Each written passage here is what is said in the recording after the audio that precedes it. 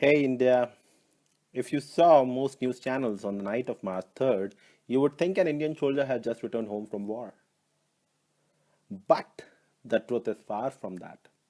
This was no soldier. In fact, this wasn't even a proud Indian.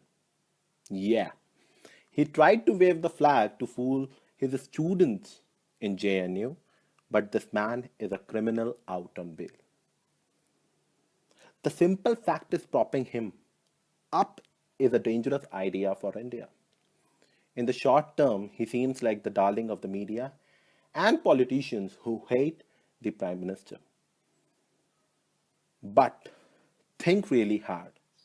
Has your hatred for Modi forced you to stoop to such levels of desperation that you promote a criminal as a hero?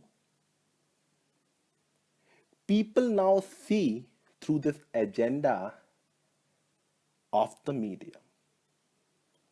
The left parties will make Kanhaiya a legend.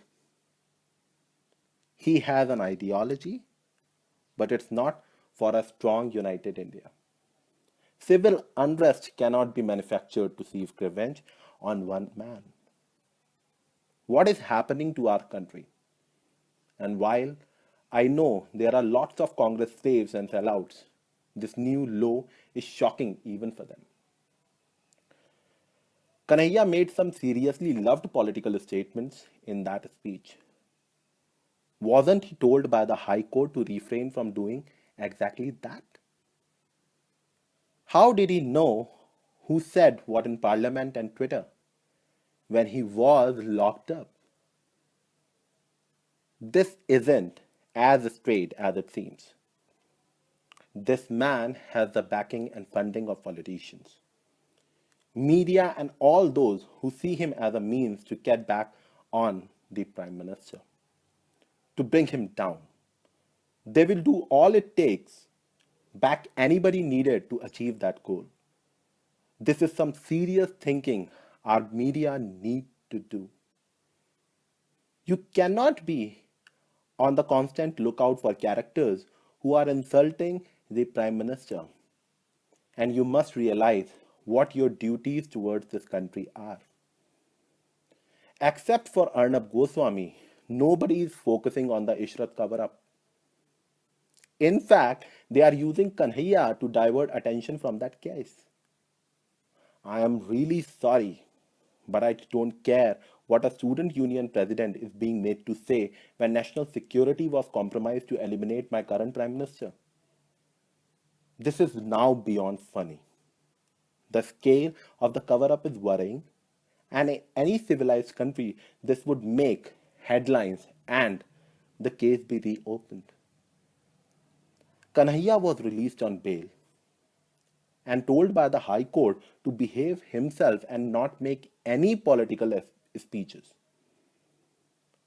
And what does he do? Attack the Prime Minister and his political party on the first day itself? Content of court, anybody, right? Also, when he shouts out that only 31% voted for Modi and 69% did not, is that not a dumb statement? He didn't even realize that in a country of 125 crore Indians and thousands of political parties, 31% and a majority in parliament is a groundbreaking victory. How he got top Congress lawyers to defend him if he is such a poor boy is another mystery that I don't understand. My point is, let's get real.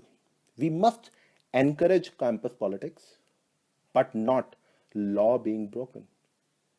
We must encourage debate, but not insult to Indian voters. We must encourage free speech, but not sedition. And for God's sake, the media who hate the Prime Minister must realize we Indians are no fools. We see through their sinister agenda and cannot stand it. I think it is time for you to act and think logically and then decide.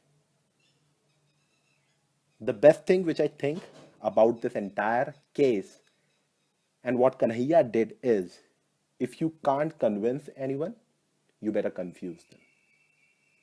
That's all from my end. Thank you so much for listening. Jai Hind.